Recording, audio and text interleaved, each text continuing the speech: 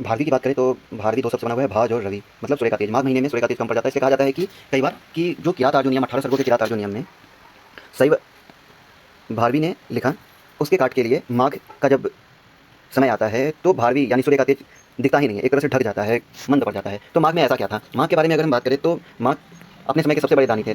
दानी की परंपरा में कुछ लोगों का नाम आता है, जैसे कर्ण, जैसे राजा शिवी।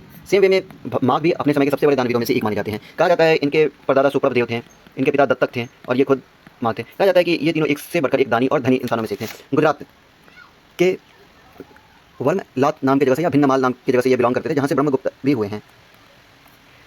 यह एक तरह से कहा जाता था कि ये लोग इतना दान किए कि अंत में माघ अपने जीवन के अंतिम समय में निर्धन हो गए। ज्योतिषियों ने सही भविष्यवाणी की थी कि ये अपने जीवन में एक समय काफी अमीर रहेंगे, फिर गरीब हो जाएंगे। तो इनके परिवार वालों ने इनके लिए बहुत पैसा रख दिया ताकि इनका जीवन अच्छे से कटे। पर ये इतना दान देते गए कि इनके पास अंत में कुछ नहीं बचा। अधिकतर कहानियां तो यही कहती हैं। कहा जाता है ये जहाँ से बिलोंग करते थे, इन पे दो चीज़ों का प्रभाव पड़ा। जैन परंपरा का, क्योंकि गुजरात जैन परंपरा का केंद्र था, और दूसरा प्रभाव इन पे पड़ा चूंकि ये सूर्य पूजक ब्राह्मण थे, इसलिए इन पे सूर्य पूजा का स्पेशल प्रभाव पड़ा। इवन इन्होंने सूर्य के इतने सारे नामों का वर्णन किया, एक सूर्य का नाम इन्होंने दूसरी जगह पे नहीं रखा है।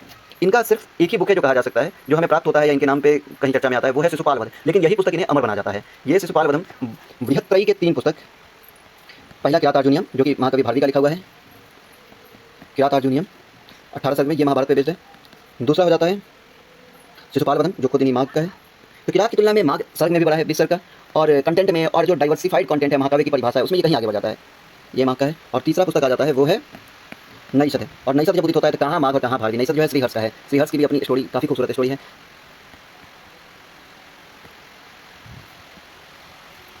जाता है कि काव्यसु माघ, मतलब काव्य में माघ श्रेष्ठ है। काव्य में किसमें? महाकाव्य। महाकाव्य की जितनी परिभाषाएं हैं वो सारी माघ के शिशुपाल वध पे घटती है। कहते हैं कि कवि एक ही हैं, वो है कवि कालिदास, और काव्य एक ही है, वो है शिशुपाल वध। शिशुपाल वध का कहा जाता है कि अगर आप 9 सर्ग तक अगर आपने पढ़ लिया तो आपके पास कोई नया शब्द जानना शेष नहीं रह जाता है। माँ के बारे में बात किया जाए तो इनके जीवन को बताने के लिए कुछ पुस्तकें हैं। जैसे पहला तो है बल्लाल सेन का भोज प्रबंध। और भोज प्रबंध में ये जो भोज हैं, ये भोज बहुत ही ऐतिहासिक व्यक्ति हुए हैं। कहा जाता है कि इन्हीं महाराजा भोज के दरबार में इनके परिवार के लोग महामंत्री थे, सुप्रभदेव आदि, और इनसे ही इनको आर्थिक सहायता या राजस्व प्राप्त हुआ। और ये धारा वाले भोज से अलग है, क्योंकि सबका काल अलग अलग है और कहानी अलग अलग है। लेकिन बल्लाल सेन ने भोज के साथ इनका स्टोरी जोड़ा है। ये जो है सो इनका बुक है भोज प्रबंध। दूसरा बुक जो फेमस है वो है मेरुतुंग नाम का एक जैन कवि था, जिसका बुक है प्रबंध चिंतामणि। इसके अतिरिक्त तीसरा बुक जो इनके बारे में बताता है वो है प्रभाचंद्र का प्रभावक चरित्र। शिशुपाल वध में जो स्टोरी दिया, शिशुपाल वध के अंत में जो कवि का वर्णन दिया गया है, उसके अनुसार से इन्होंने अपने दादा का नाम, अपनी जगह का नाम, जो कि कहा गया है कि सुप्रभदेव के पुत्र दत्तक, दत्तक के पुत्र ये थे। सुप्रभदेव के बारे में काफ़ी अच्छा कहा गया है। और वहाँ का राजा जो था वर्मलात या श्रीवर्मल, उनके यहाँ दीवान थे। सुप्रभदेव के पुत्र दत्तक, दत्तक भी फेमस रहे हैं अपने समय में इनके अनुसार। और उसके बाद में दत्तक के पुत्र माघ। माघ और दत्तक की स्टोरी एक आती है कि कहा जाता था कि एक समय था जब इन्होंने अपने पिता को जब भी कुछ दिखाने जाते थे तब उनको लगता था कि इनके पिता बोलते थे ये अच्छा काव्य नहीं है। तो इन्होंने क्या किया कि इसी चक्कर में इन्होंने किताबों पे धूल वूल जमने दिया, और फिर जब वो धूल वूल जम के पुरानी किताबें जैसे लगने लगी तो उन्होंने उसको अपने पिता को दिखाया। उनके पिता ने ये पढ़ा और कहा कि वाह बहुत खूबसूरत, उन्होंने बताया कि ये मैंने लिखा है। ठीक है, तो इस बात से वो गुस्सा गए दत्तक, और दत्तक ने कहा जा ये तेरी पहली और आखिरी पुस्तक है, इस पुस्तक के बाद तू और कोई रचना नहीं कर पाएगा। तो अब ये बोझ का आखिरी बुक इस चक्कर में बन गया। इसके बाद वो कोई और किताब लिख ही नहीं पाए। तो शिशुपाल वध ही ऐसा हो गया कि ये अमर कृति बन गया।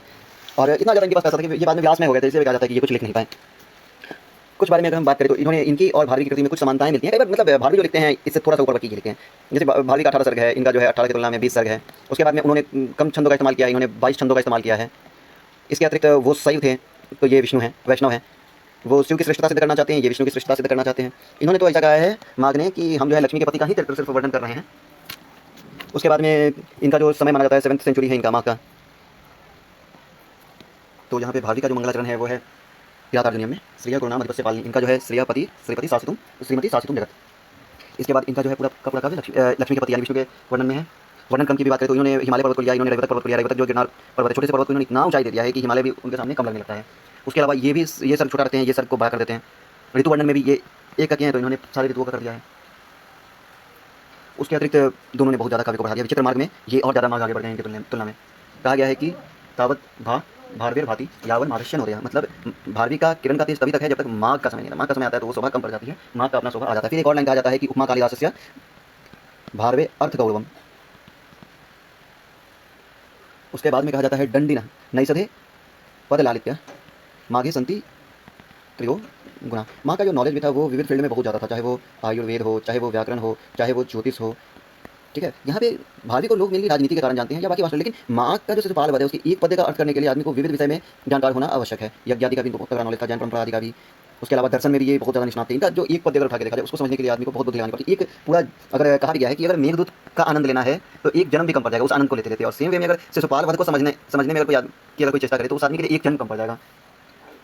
इसके अतिरिक्त यहाँ पे हम देखें तो नाट्यशास्त्र, काव्यशास्त्र, संस्कृत साहित्य की कोई ऐसी विधा नहीं है जिसका इनको नॉलेज नहीं था, या फिर आम आदमी का जीवन, उसके अलावा देवशास्त्र, पुराण रामायण आदि, मतलब ये मल्टी वर्स्ट आदमी थे। इन्होंने अपने ग्रंथ को जितना बहुआयामी बनाया है उतना बाकी लोग के लिए मुश्किल था। इसलिए तो कहा गया है कि काव्य की अगर संज्ञा दी जाए तो कवि कालिदास और काव्य एक ही, दैट इज शिशुपाल वध है।